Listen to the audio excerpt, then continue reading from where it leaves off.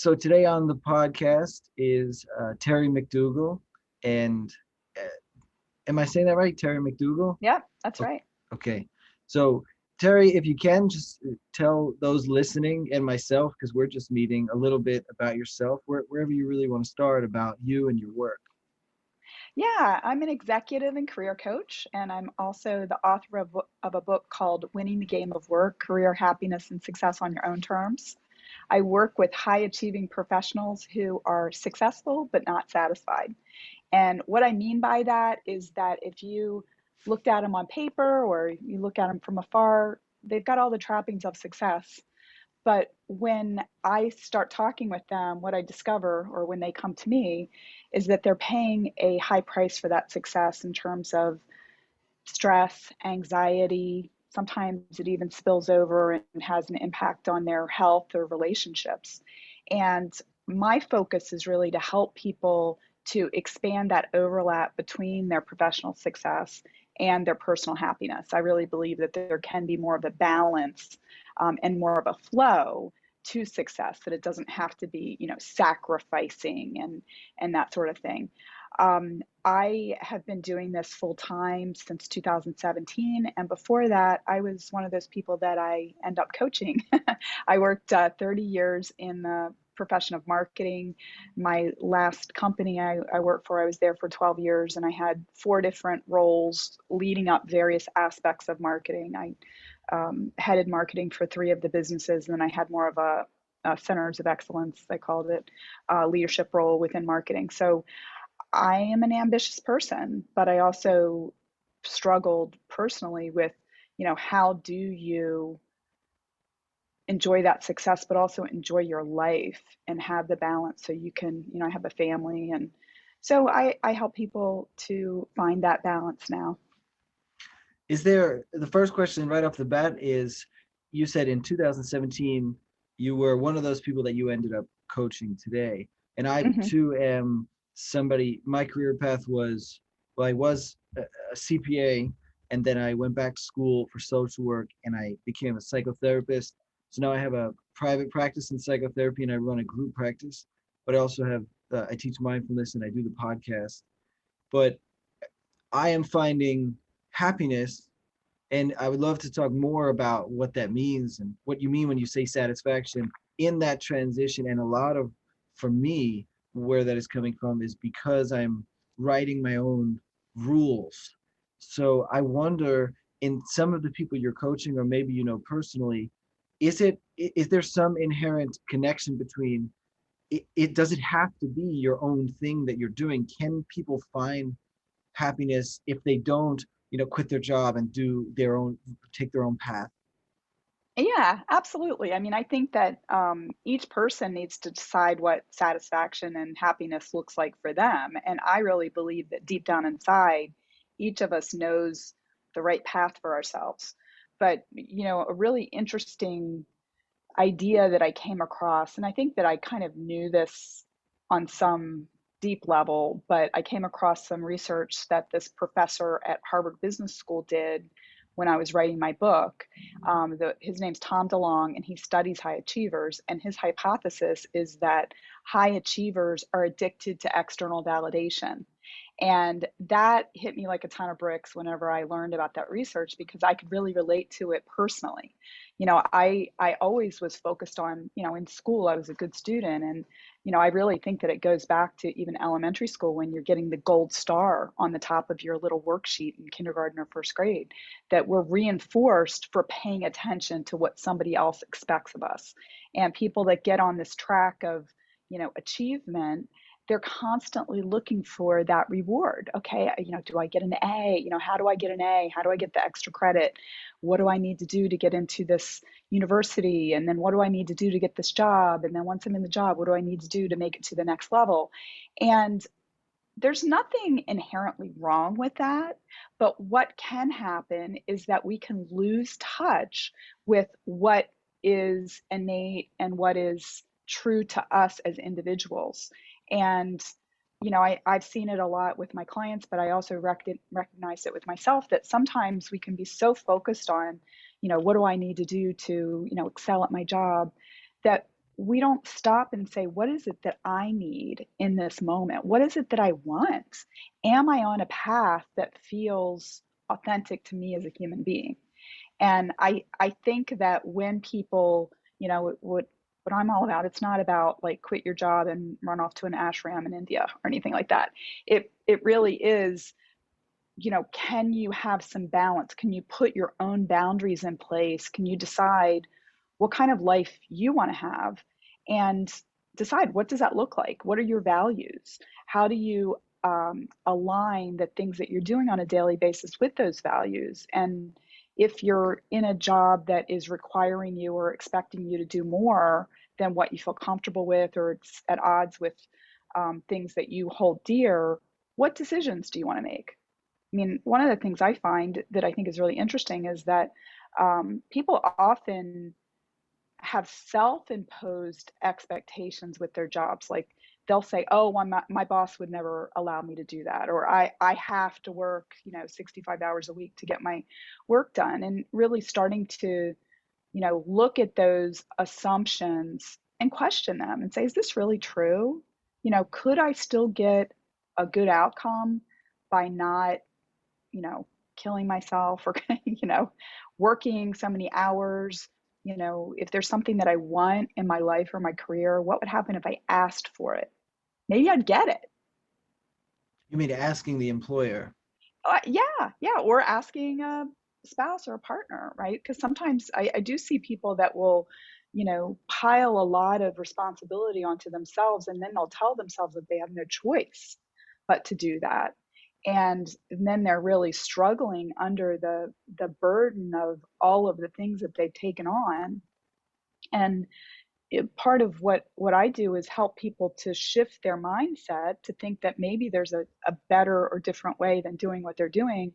Um, but also learning the skills that they need to get the same or a better outcome by doing things differently. Hmm. What about for you? You said 2017 you made this transition. What was the the tipping point? What allowed Yeah. that? What was going on psychologically? What about that time of your life? Yeah, I feel like marketing was always a really good career for me because I got paid for my creativity. I was able to, go in and be creative, be a creative problem solver, and get paid, corporate wages for it. Um, and the company that I worked for, I mentioned I was there for 12 years, and I'd say 10 out of the 12 years that I was there were great. But the last role that I was in was one that, and this happens sometimes, I did not want the job. My boss came and said, "I want you to take this job." I really tried to not take it. And she was pretty insistent that she wanted me in the role. And so I took it, and it never was a good fit. And so I wasn't happy in it.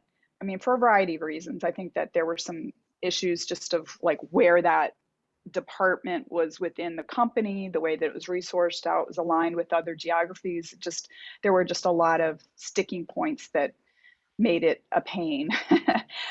So that just got me thinking, like, what would I like to do next? And I was thinking, I mean, I interviewed with other companies. I was looking around the company to see if there were other opportunities there. I was kind of like staying on that sort of traditional route, at least at first. And even though I was getting these interviews, things weren't exciting me very much. And I noticed that. Like there was one big job that I remember when they called me and told me I did not get the offer, I actually felt relieved.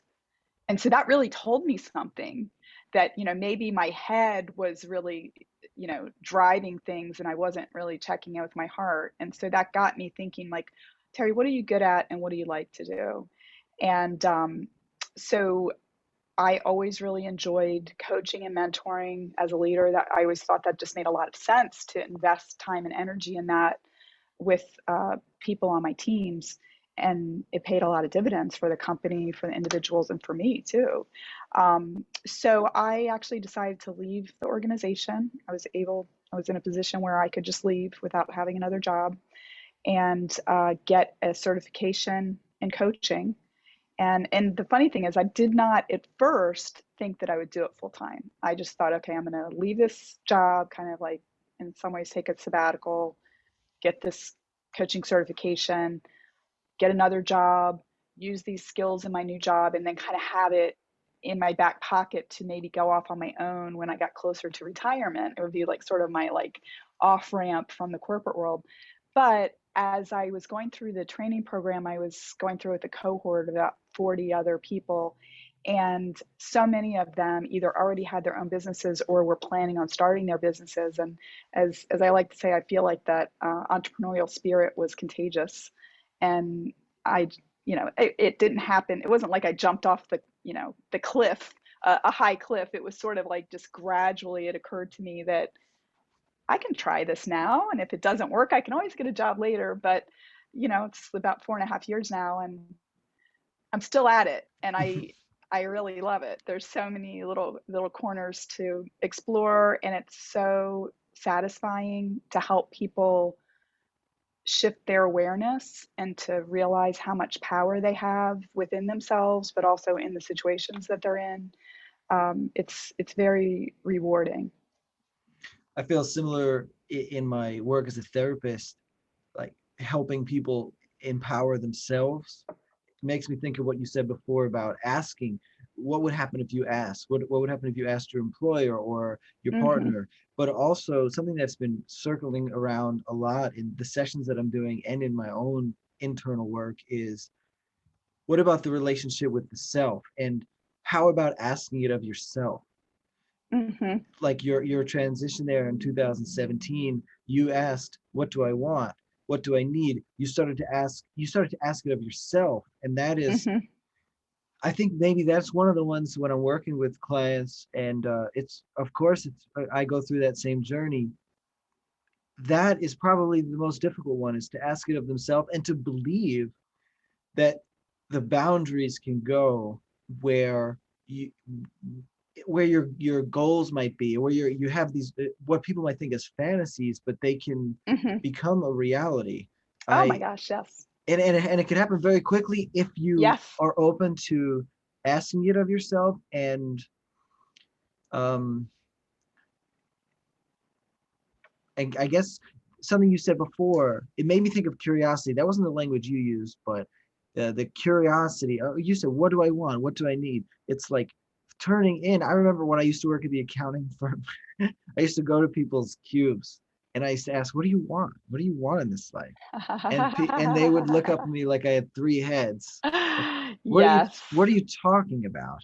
And Yeah. they called Yeah. me Jimmy there, which nobody calls me Jimmy except for at that job. And anybody I know from the job, they call me Jimmy. Otherwise, I'm James. But they say, "What are you talking about, Jimmy?" Like they were just doing their work for the most part. But some of them, when we were on our lunch break, I would be asking them these big questions. What do you want? Where do Uh-huh. you want to go? Yeah. And I could see like sometimes the fire in them when you connect with their heart. People Yes. people have that in them. But I've when it comes to me, always I've had those big questions and I've always just been following them. It also makes me think of the external validation, almost being addicted to the growth. What you said in the beginning, it's not inherently bad to be growing. And it's like asking myself these questions helps me grow. Um, what do I want? What do I need? It helps me find what it is exciting for me now. Like you said, you almost got that job, but you were glad you didn't because it wasn't exciting you. What I find is also I'm always there's an amorphous nature. I'm always morphing. There's new things that are exciting Right.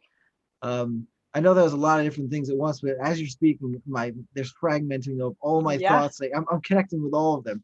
I don't know. How do you receive that? Yeah, I mean, I think that I think there might be a poet or somebody that said that there's multitudes within us. There is a lot within us. And you said that you sometimes see people see things happen very quickly. I've seen that happen very quickly too. I work with people that are in jobs and want to be more effective in their jobs. A lot of times if somebody's gotten promoted, they might need some help with like how do they elevate themselves to that next level. And operate effectively. But I also work with people who are sort of at a crossroads trying to figure out what they want to do in their career, or they're in job search. And sometimes when people come to me, they'll be, maybe a little bit negative, like, oh, I'm 50 years old, I'm never going to get a job, who's going to want me?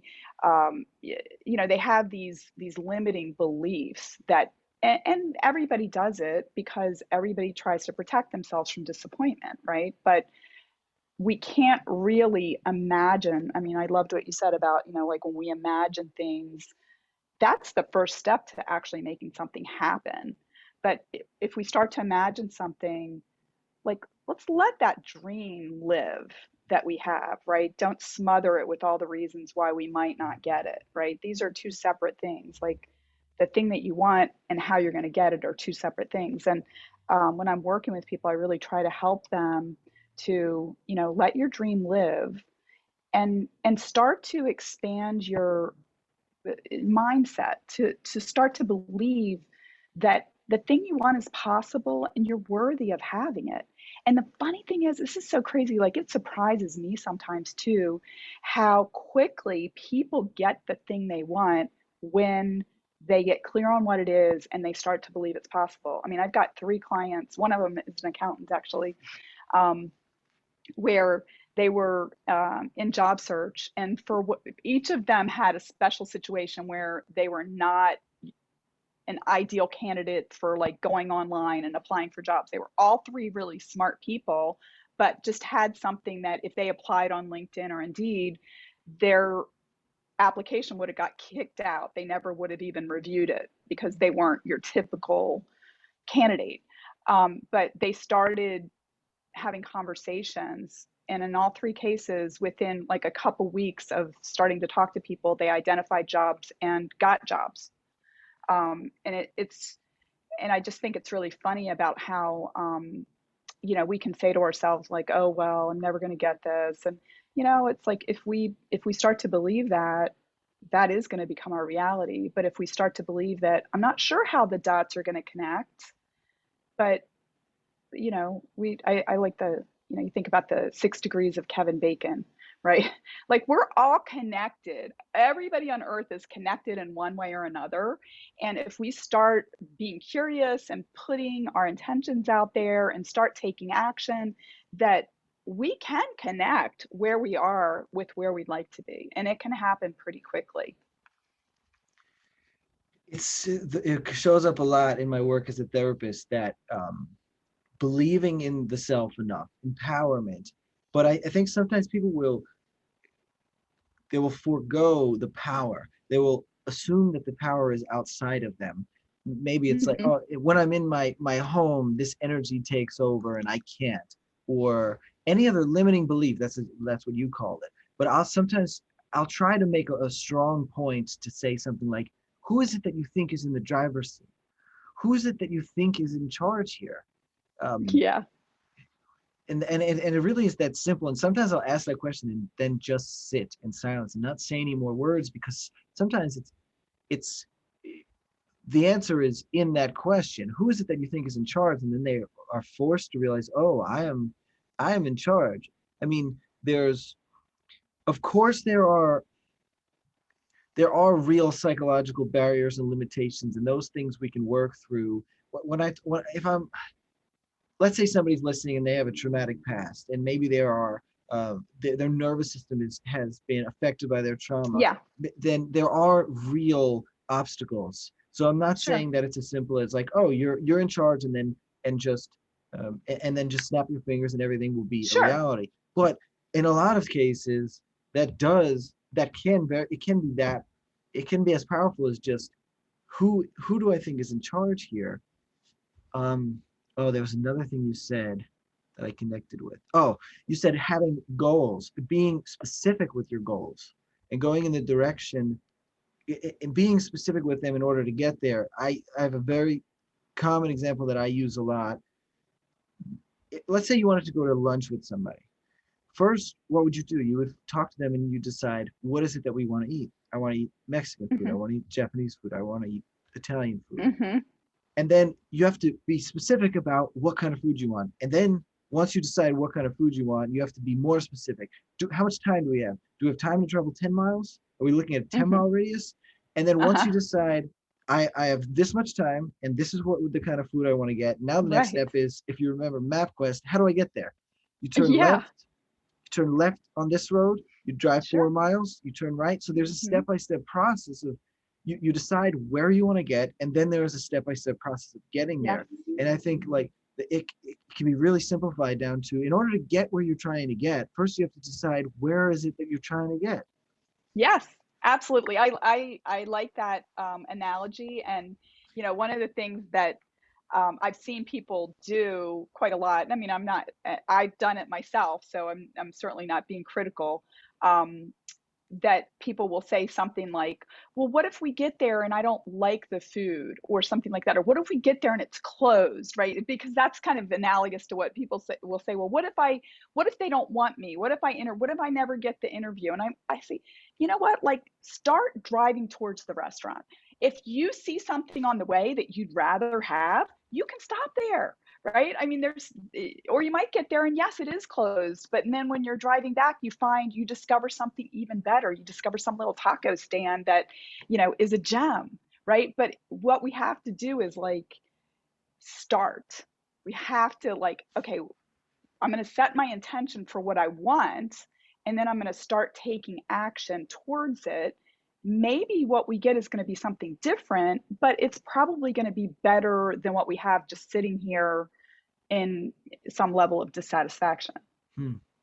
I always mix it up. It's either the Buddha or the Dalai Lama said a journey of 1,000 miles begins with a single step. Yeah, And exactly. that's what I've been doing in my own life recently with goals is sometimes I can have grandiosity. I can have a lot of goals at once. So my issue currently in my life is not that I don't know where I'm headed, it's that I'm headed in 10 different directions at once. Yeah, I have that problem too. I'm a shiny object person. But what I'm doing right now that's helping me a lot is, and I did a podcast episode recently, and for those listening, if you want to check it out, it was called Setting Goals and Sticking with Them. I am breaking it down one goal at a time. So I wanted to, what's the most recent one I did? I wanted to cut out coffee. I wanted to cut out caffeine and see what that would do for me psychologically, my mental health, my physical health. And then I also had these other ideas about, well, before the coffees, I wanted to go for a walk every morning with my daughter. And then what I'm realizing is that once you get 21 days into this, I mean, we create a habit in 21 days, but for me, it happens more around 2 weeks. Once I start doing something for 2 weeks, I stop thinking about it. And then I don't need to spend the psychological energy to it becomes less of an effort because Hmm. I it becomes a habit, and then I don't think about it, and now it's just part of my existence, and then I can look at the next one goal, Hmm. cutting out Yep. caffeine. And those are like my personal goals, not my professional goals, Hmm. but I'm breaking them up into one at a time, and that makes it less overwhelming for me. Yeah, yeah. It's interesting. I was actually talking with one of my clients this morning, and I see this actually pretty commonly when people move from being an individual contributor to moving into a management role. And it takes a different skill set to be a manager than it does to be an individual contributor. And sometimes people, I mean, I've had people that say, oh, maybe I'm not cut out for management because they've been very competent at that individual contributor role. And so sometimes they can kind of tell themselves like, okay, well, whatever it took me to be successful to get here, I just need to do more of it at the next level. And that's not the case. They need to learn to do different things at that next level. And it can be very frightening because they're not competent. They have to learn something new. They have to create new habits. And, it's interesting talking to this one client this morning because he was talking about having to provide some pretty direct feedback to one of his direct reports, and it was uncomfortable. And he said, I just like to be, I like people to like me. And, it's not necessarily about being liked or not, but it's going to be one of those things that he's going to have to face up to if he wants to be effective in the role. He's going to have to sort of say like, okay, what's needed here, and how do I get comfortable with this even in the face of knowing that I don't like conflict, or I don't like people to think, you know, negatively about me. Um, so just, we have to continue sort of like pushing outside of our comfort zones towards the things that we want. And, you know, like I like what you said about the, I don't know if it was Buddha or the Dalai Lama either, but that uh, a trip of 1,000 miles begins with a step, because sometimes we can think, you know, oh, I have to like take one giant leap to get 1,000 miles away. And that's not true. We just have to take one little baby step, and then another one, and then another one, right? And to your point, like after you know, stop drinking coffee and we're out walking for a couple of weeks, that it just becomes part of your daily rhythm then, right? It just, it becomes easier. But in the beginning, it can be difficult. Hmm. Um, I'm thinking of something you said earlier about satisfaction. Right now, I'm creating all these goals. I'm achieving these goals professionally and personally. But I think I'm currently in a place where I'm taking a hard look at what does it mean to be satisfied for me? What does happiness is an elusive one. I mean, Mm-hmm. I spend a lot of time trying to understand what happiness means to me, and I have to be, if I'm being honest, I still don't know if I can define that. I'm Mm-hmm. there's like a raw, clouded, uh, general idea of what makes me happy, what does not make me happy, and what do I want. But there's, in terms of professional satisfaction, I think I'm going to make a delineation between like family, friends, and then professional. In terms of professional satisfaction, I'm achieving a lot of things right now, and I have gratitude for that sometimes when I sometimes usually when I'm on those walks with my daughter. So they're those are important for physical exercise, but also creating space to reflect on. I am grateful for what I have. I am grateful for my professional situation, and my personal situation. But I said I made the point to say sometimes I am grateful sometimes. And maybe it's a matter of expectation in terms of like what is the realistic expectation of how often I'm going to be grateful? How often am I going to be happy? How often am I going to be satisfied? Is it I think I have maybe this, what's the word? Misguided belief that there will potentially be a time when I am purely grateful, purely happy, Yeah. and that, and then if here I am, the eternal growth seeker, the eternal achiever, and now there's this concept that I'm trying to achieve that I'm not so sure. Like I can create a business and I can achieve that. I can, you know, I can decide I want to write a book and I can write a book, but like I think, and those are more concrete, and maybe that's why I Mm-hmm. dabble and am addicted to those Mm-hmm. things, Sure. because they are achievable. They're more concretely achievable. Yeah. But what are Yeah. your thoughts on Exactly. like what I'm saying about satisfaction, happiness? You mentioned it before. I wanted to get more Uh-huh. into it. Sure, sure. Well, I think that again, I think maybe like our schooling system or education system has like not served us well, because you know, it's like we go to first grade and then we go to second grade and then we go to third grade, right? Like that we're like promoted in these steps, right? And that's not really the way that life is. Somebody, I was just talking with somebody not too long ago, and they were talking about this book by Simon Sinek called The Infinite Game. And I haven't read it, but my understanding is that it's the infinite game versus the finite game. You know, a finite game is like you start it, you finish it, and you win or lose. The infinite game is that you're just playing constantly, right? And so, and that's what life is. So, you know, what do you need in this moment? You know, I think that it is really about being present in the moment. And sometimes we're going to feel joyous, sometimes we're going to feel pain. Um, you know, the coaching program that I went through is based on 7 levels of energy, and it kind of roughly aligns with the seven chakras. And it all starts with at the, at the bottom of the energy levels. It's avoidance, it's sadness, it's flight, fleeing. And then the next level up is judgment or anger, where you're fighting, and then it's just sort of like tolerance. And then you go up from there to caring for others, or no matter what happens, seeing the opportunity, to being connected with people around you and really wanting it to be a win-win-win no matter what. And then the highest level is just it's being, right? That there's no good or bad, that just whatever is, and we just accept that. We recognize that we're part of something so much bigger than ourselves, and in every experience that we have is of equal value, right? And it's hard for us in the way that I think we're raised in the West to accept that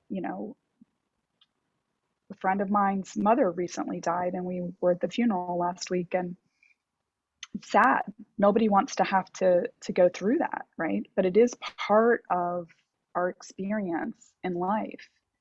And I don't know. I mean, how do we accept that? How do we accept that is part of like all of the joy and the wonderful things that she had with her mother growing up. And I met her mom. Her mom was a very lovely person. But it's all part of the experience. And how do we accept that? And actually, how are we grateful even in sadness? It really is it gets philosophical really quickly. Oh, I love it. I'm very much. I mean, the name of the podcast is Wandering Together, and it's Yeah. because like I said, when I was at the accounting firm or any job after that, I always found myself trying to have these conversations because there's some universal truths underneath all this. Yeah. Like we just said, it's at the ultimately it's about being, and I think a lot of roads point to that. Mm-hmm. What was the name of the book? I can't remember the name of the book. Oh, Carl Rogers, On Being. The name of the book is On Being a Person. Maybe that's it. Also, there's another book by Ram Dass that I'm not remembering right now, but basically it's about being. It may even be called Mm-hmm. Being. And what Mm-hmm. I think is really invigorating for me and peaceful is that when you say it's really about being, and that all experiences are equal, um, it's the mindfulness, it's the meditation practice that I have. It connects back there in that when I Mm-hmm. first sat down in meditation for the first time ever, I mean, I couldn't tell you this at the time, but looking back, it was like this inherent understanding, some wisdom in me understood, oh, Yeah. this being here, this Yes. is this is what it is. This is what I'm trying to connect with. And then, Mm-hmm. but I'm running out of language, and you Sure. seem to as well. You said it's just being, because I think even language has its limitations, and that's why Mm-hmm. it sometimes it's just sitting. A lot of the meditations that I guide on my podcast, the title is Just Sitting. And sometimes I will guide the meditation and then I'll just leave silence for 8, 10, 15 minutes because there's nothing to say. It's just, here's life. We're talking. I'm sitting here. We're having a conversation. We're connecting. And that's something that is Mm-hmm. happening in this moment. But it's also like we can connect in any moment if our eyes are open to it, if our heart is open to it, and good, bad, or ugly. And they're not separate. You said they're equal. The reason we feel sadness for loss is because on the opposite side of that coin there was happiness. We feel Yes. sadness because we've lost Mm-hmm. someone who made us happy. So Right. they're Right. not separate. They are. If we feel a lot of fear in a situation, I give this example. There's this much fear and we walk towards it. For those that are just listening to audio, I'm creating distance between my hands and then I'm expanding it. If there's this much fear and we approach it, then there's potentially this much growth. If there's this much fear, there's potentially this much growth. Um, Yes. oh, okay. I got a little lost there, but go No, ahead. I'm tracking you. I'm definitely tracking you, and it's I think that there's so that I this quote by Marianne Williamson was brought to my mind when we were talking earlier. It's our deepest fear is not that we're inadequate. Our deepest fear is that we're powerful beyond measure. It's our light, not our darkness, that most frightens us. And I love that because I think that so often we're looking at other people around us and they're saying, oh, well, what do they think of me? Like, if what if they judge me harshly? What if I don't get the job? What if they don't like me? You know, when we're looking outside, like we give up our power. Like if we look inside, I said earlier, I think maybe it was like Walt Whitman or something, that we have multitudes inside of us, right? If you go inside, like we are connected to something that's so much bigger than ourselves. And I think that each of us has a purpose for being here on earth. Like we've got our own gifts that we were brought to earth with. And, for us to get curious about what is it about me that only I uniquely can do? Like we cannot fail if we align ourselves with what our own purpose is here.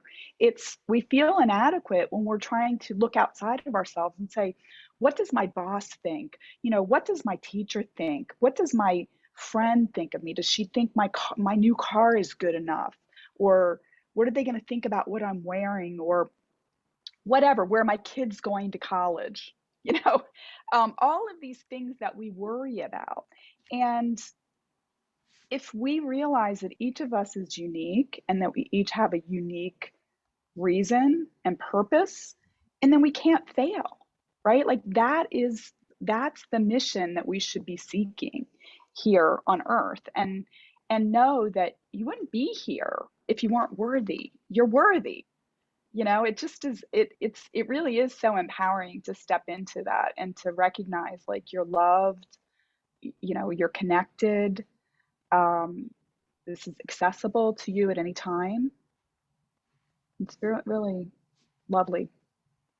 It feels to me, um, well, you said philosophical, yes, but it also feels spiritual to me. In Mm-hmm. the what we're talking about definitely has this. It's connecting me back to my spirituality. It's connecting me back to my ground in the conversation itself. So here's one example, just take that step, drive towards the taco stand. And the podcast itself is another example of let me just see, let me just see where Yeah. this thing goes. And now we're having this beautiful conversation. So, and that is uh, because I took that step, because you took that step in 2017, and here we are, now taking this like steps together, and we're it's really wonderful to be on that journey because you took the step. Um, Two thoughts. I'm gonna get to one kind of like as a parenthetical thought, and then I want to get back to that quote about um, our greatest fear is not that we are inadequate, it's that we are powerful beyond, that quote. Yeah. I want to Yeah. get back to that, but first I wanted to say, like, when you said, if you go towards the restaurant, people have this thought of it may be closed, or the food may not be good, or some version of it may not work out. But I think what has been really powerful for me, when I remember, that's the key point, when I remember, so what? So the Yeah. tacos weren't good. So the place Mm-hmm. was closed. Uh, Mm-hmm. so what? Yeah. You learn something. And I have some examples in my life of um, actually where I am right now was because I was persistent and I was willing to face humiliation.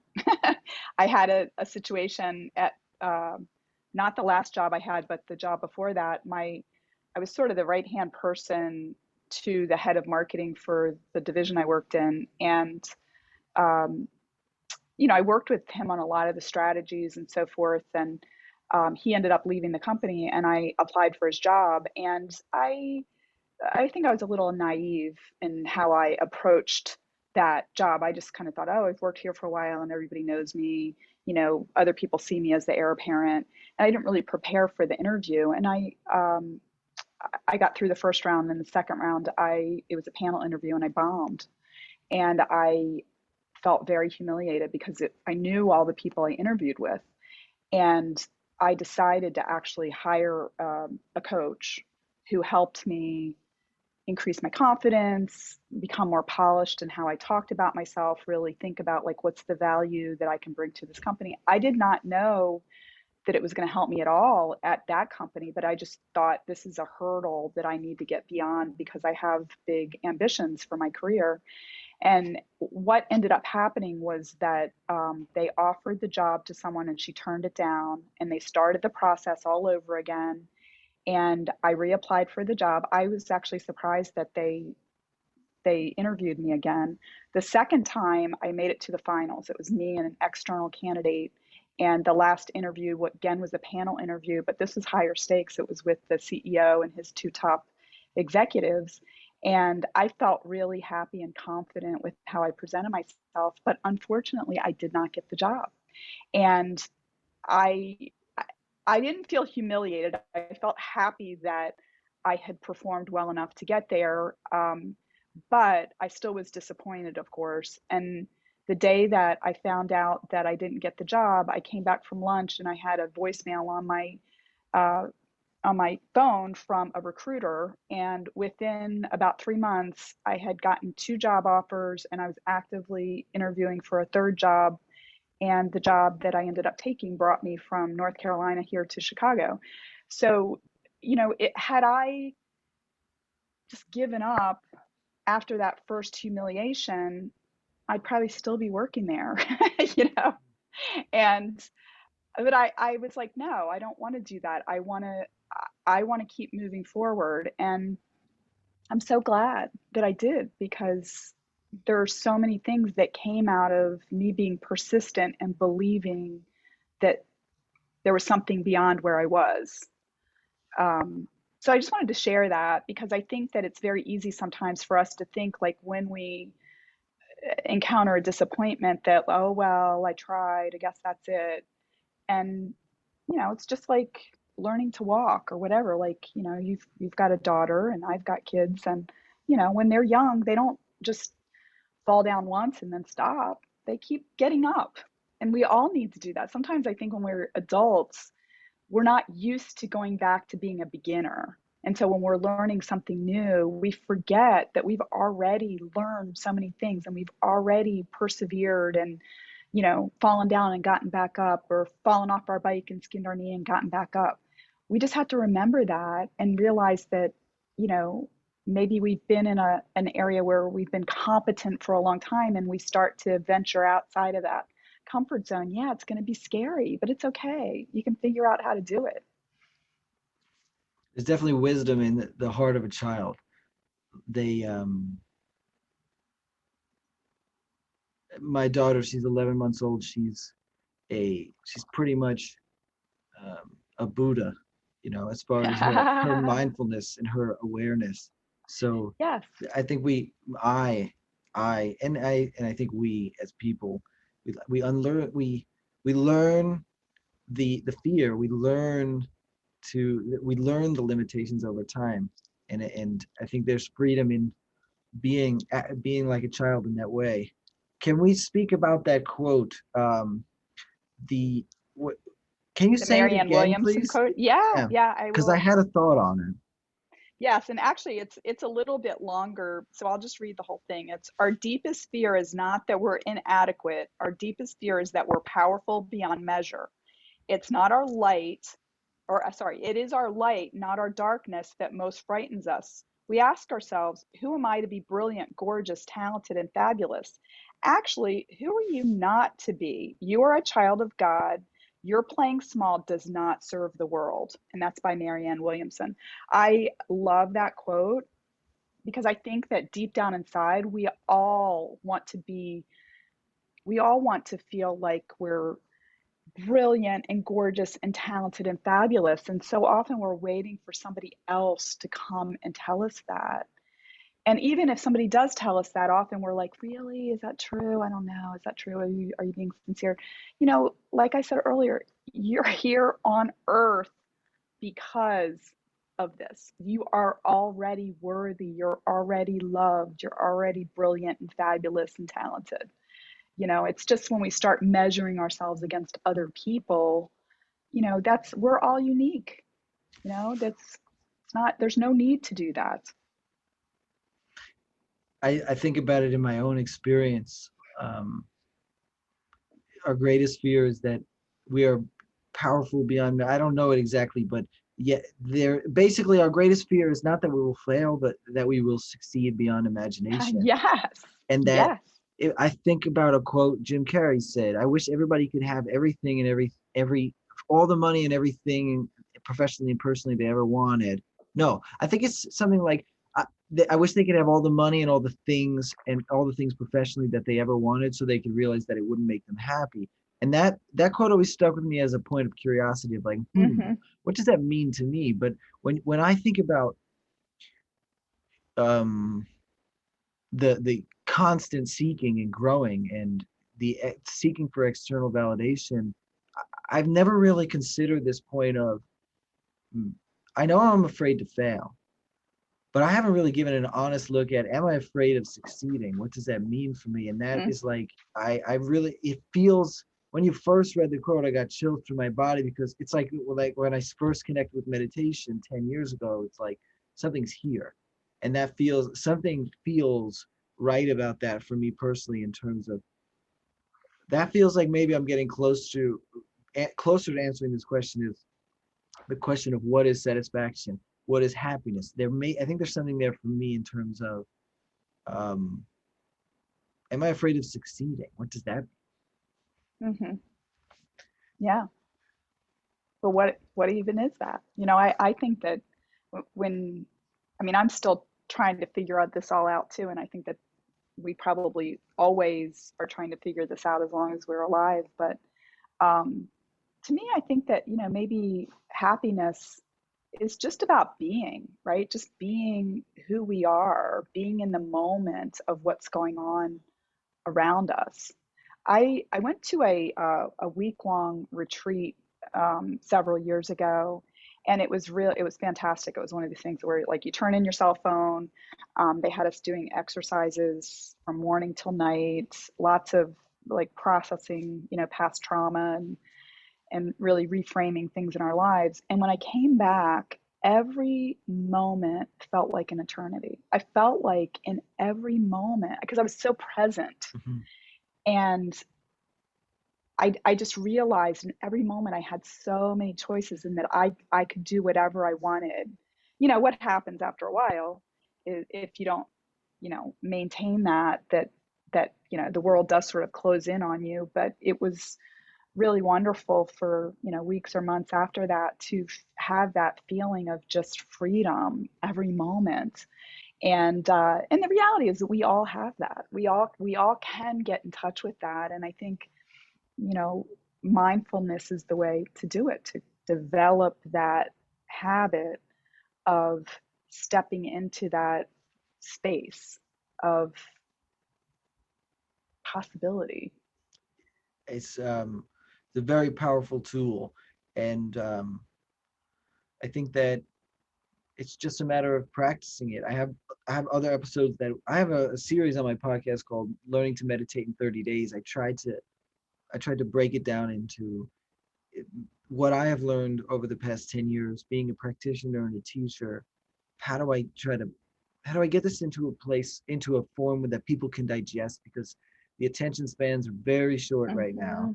And Yeah. I tried to make it I tried to break it down, but even that, like, I can see the viewers on episode 1 and then 2 and 3, and people drop off, like the Yeah. attention span and the commitment to it is not there.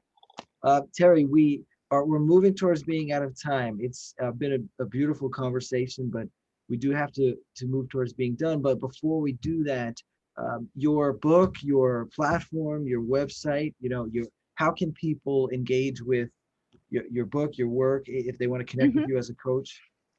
Yeah, my book, Winning the Game of Work, Career Happiness and Success on Your Own Terms, is available on barnesandnoble.com and on amazon.com worldwide.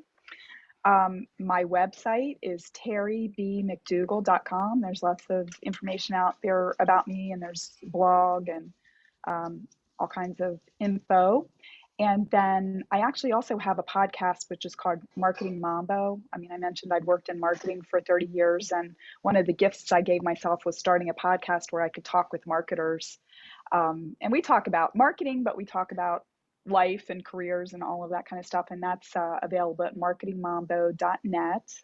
And then I'm also very active on LinkedIn, and I'd be happy to get connected with any of your listeners. My handle there is Terry B. McDougall. Okay.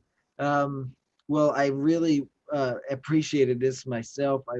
I think that it would really be a wonderful thing to have a part two at some point and talk more about this because I got a lot from it myself, and I appreciate you giving the time here.